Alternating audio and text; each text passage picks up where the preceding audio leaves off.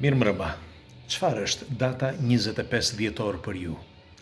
Në të gjithë botën festohet si data ose dita e Krishtlindjeve sepse tregohet që lindi Krishti.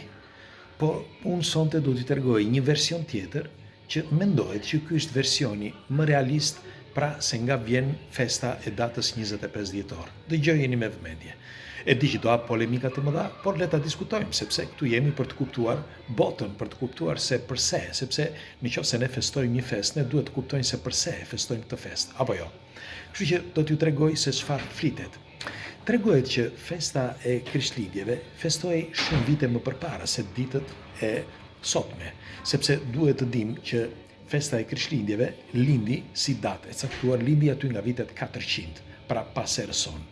Dhe u vendos pasi kishte vdekur Konstantini. Duhet të dini që Konstantini ishte ai që themeloi krishtërimin në Rom. E thërritën, sepse në atë kohë ishte në Konstantinopoli, dhe e thërritën në Rom për të krijuar pra fen që ne njohim sot si krishtërimi. Dhe u vendos pra si dita e Krishtlindjeve data 25 dhjetor. Po a e dini se kjo datë festohej akoma më përpara, pra shumë vite më përpara se kjo ditë e caktuar, pra të datës parafërsisht në vitet 400? Po, festohej dhe në Egjiptin e lashtë, të flitet për rreth 3500-4000 vite më parë. Dhe faraonët festonin pikërisht pra ditën 25 dhjetor. Ose më mirë si ishte atëre datën 25 që nuk ishte data 25 dhjetor, por ishte parafërsisht sepse kalendari në atë kohë nuk ishte ky kalendar që njohim sot. Por festohej si dita e Krishtlindjeve, pra si dita e lindjes, me pak fjalë, si dita e lindjes të diçkaje.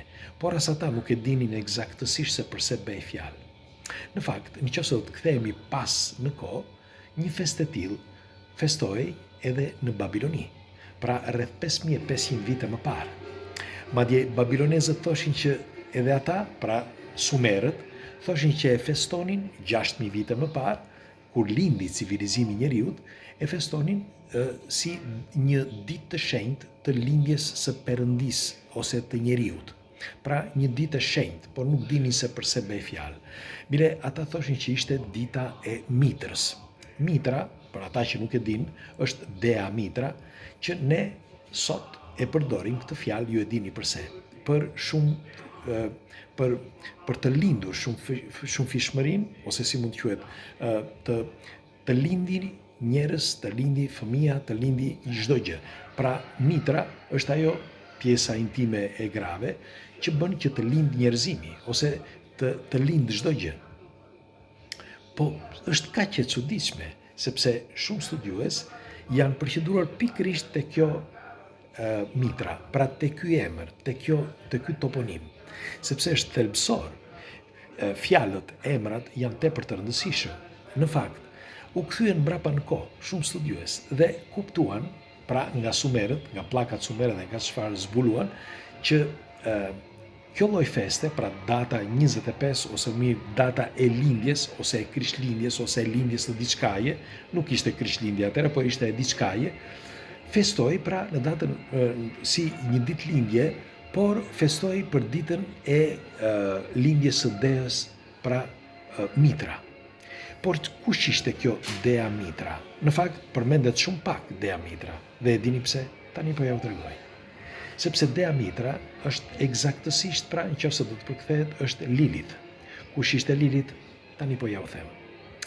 Sipas sumerët thoshin që festa e lindjes, pra kjo festë e rëndësishme, sepse është festa më e rëndësishme kjo, nëse duhet për ata që nuk e din, nuk është fundi vitit, por është kjo festë këtu, pra e lindjes së diçkaje, ishte festa më e rëndësishme sepse sipas tyre, pra sipas sumerëve, ja u kishin diktuar perëndit, ose atë që ata thoshin, sepse dikur thoshin sumerët janë ata që bën civilizimin e njeriut.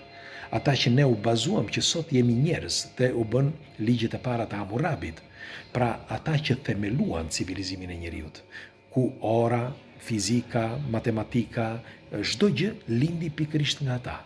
Dhe ata thoshin, pra populli sumer, thoshte që ja u kishin diktuar perëndit. Kush perëndi? Perëndit që erdhën nga qielli, thoshin ata, fjalë për fjalë.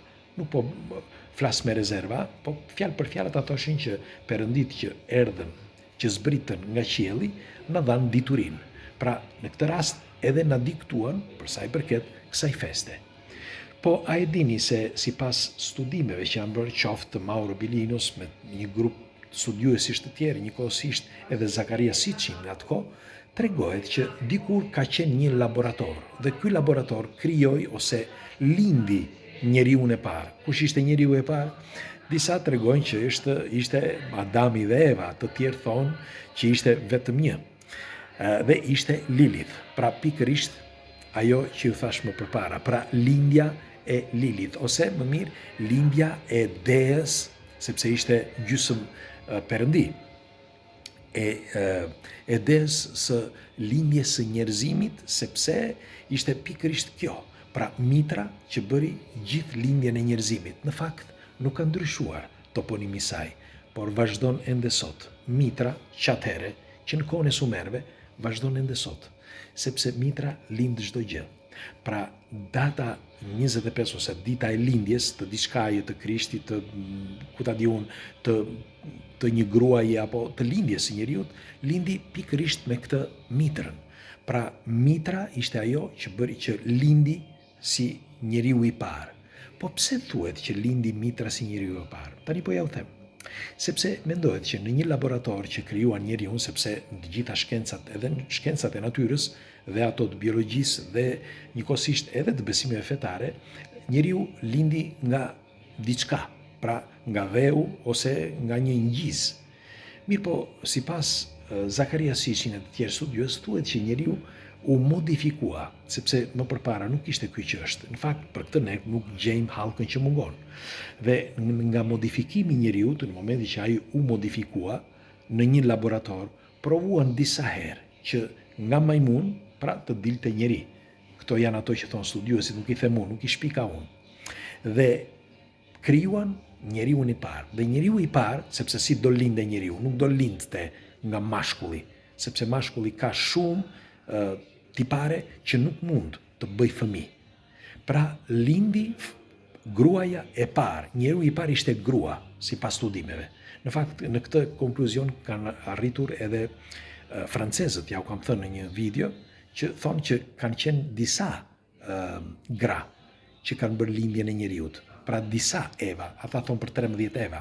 Megjithatë, sipas studimeve, mendohet që lindi Lilith, pra gruaja e parë, ose më mirë, siç e tham, pra mitra, sepse kështu i thoshin atëre.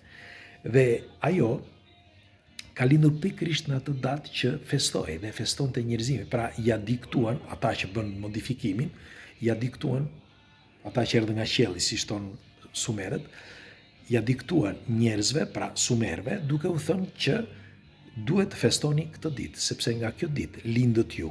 Pra duke filluar që nga ajo kohë, filloi që të festoj data 25, ose më mirë data e lindjes. Tani ishte lindja e Lilith, ishte lindja e mitrës, ishte lindja e Krishtit, apo ku ta di unë, nga ajo ditë u filloi që të festoj. Madje thuhet që për një kohë të gjatë, pas këtyre Sumerëve, e festonin këtë ditë paganët, dhe paganët dihesh se kush ishin, ishte populli pellazgu i lirë. Dhe kjo është e pakundërshtueshme, është e kot që të vinë njëri tani të filloj duke qeshur, sepse mund të qesh dhe unë me këto, ata që mendojnë që nuk është kështu, ja u them me prova këtë, por e kemi thënë dhe disa herë, megjithatë dua ta anashkaloj këtë, sepse nuk dua të diskutoj për këtë, por dua të diskutoj për datën 25.